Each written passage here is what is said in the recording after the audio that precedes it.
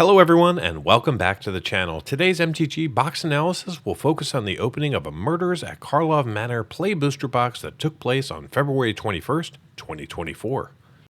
Before we jump into the analysis of this box, let's first review what a play booster is. In case you aren't aware, play boosters are brand new with Karlov Manor. They replace both draft and set boosters and feature 14 playable cards per pack. There are technically 15 cards in a pack, but more on that in a minute. There are 6 slots that are dedicated to common cards. Some of these can be booster fun, which means they can be showcased, borderless, or whatever WotC thinks up next. There is a 7th slot, which will either be a common, again, can be booster fun, or it'll be a card from the list. Now, if you're not familiar with the list, each set has its own cards in the list. These are reprint cards from previous Magic sets with a Planeswalker symbol in the lower left-hand corner. So they're technically not reprinting old cards, but new variants of old cards. Now, play boosters will also feature 3 uncommons. Again, these can be booster fun framed. There is a single dedicated slot for rares or mythics, which again can be booster fun. Next, there is a basic land slot, and depending upon the set, this can either be standard frame or full art. There are 2 wildcard slots. One of these will be non-foil, and the other will be foil always. Because these are wildcard slots, they can be common, uncommon, rare, or mythic. Now, in order to achieve a triple rare pack, you need both wildcards to be rares or mythics. In order to get a quad rare pack, you need both wildcards to be rares or mythics, as well as the list slot. This is extremely rare, and I haven't even done it yet. The 15th slot will be a non-playable card. It will either be an add card, a token, or an art card. And there you have it, that's a play booster. Now let's start the analysis of the play booster box with a review of the box contents. Using this chart, we can see the cards that we were eligible to see highlighted in gray, the non-foils we saw in green, and the foils in orange. In the non-foil space, we saw between 57 and 64 cards for each of the colors of Magic, giving us a variance of 7. We also pulled 17 showcase and 8 dossier showcase cards. In the foil space, we saw between 4 and 6 cards for each of the colors of Magic in standard frame, and a single showcase card. Moving into coverage, in the non-foil space, we saw 259 unique cards from the 376 cards that we were eligible to obtain from the main set. This gave us 69% coverage. Our highest coverage among the primary colors of Magic was in blue with 89%. In the foil space, we saw 44 of the 376 cards, giving us 12% coverage. Just like before, we saw more blue foils than any other primary color.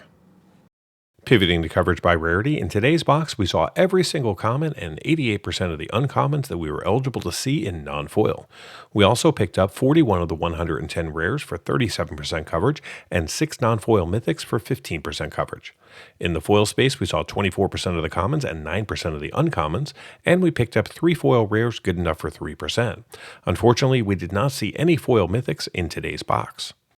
From a duplication standpoint, this box contained 120 cards repeated 197 times for a box duplication rate of 39%.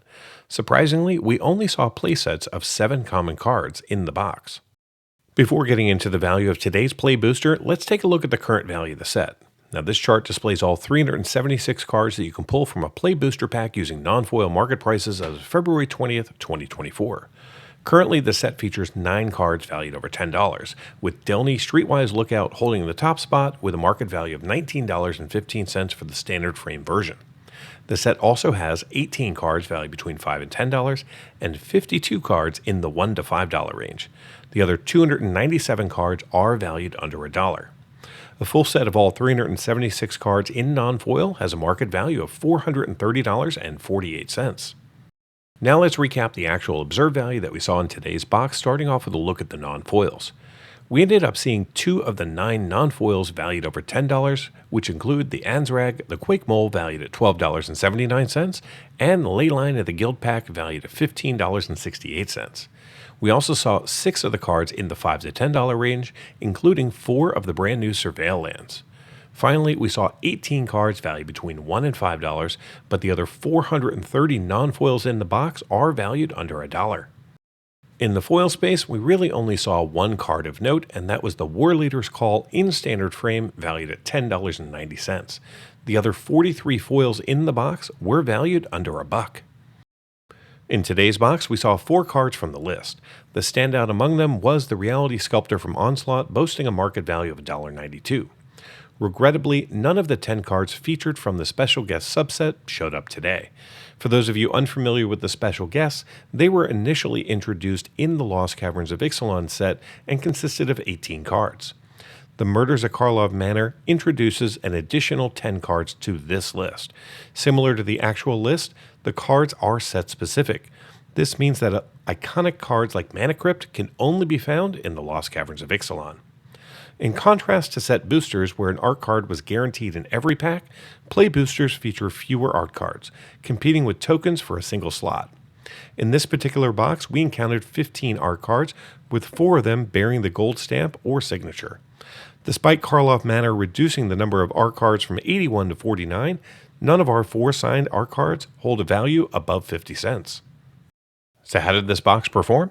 Well, the market price for this box as of February 20th, 2024 is $109.20. The Murders at Karlov Manor Play Booster Box contains 36 packs, each with 14 cards, allowing you to see 504 cards plus tokens, art cards, and cards from the list. Now, the current value of the 20 tokens, 16 art cards, and 4 cards from the list that we saw is $13.80 combined. The 36 basic lands that we pulled are valued at $4.35. The 272 commons have a market value of $23.69, and the 142 uncommons are valued at $17.81. Now, the 44 rares that we pulled have a combined value of $89.76, and our 6 mythics are valued at $28.14. Add it all up, and the grand total for this box comes up to be $177.55 in card market value, which is a gain of $68.35 over the current market price for the box, and means that this box returned 163% of the market price in card value. Now, for those of you interested in cards valued just over $2, the numbers look like this.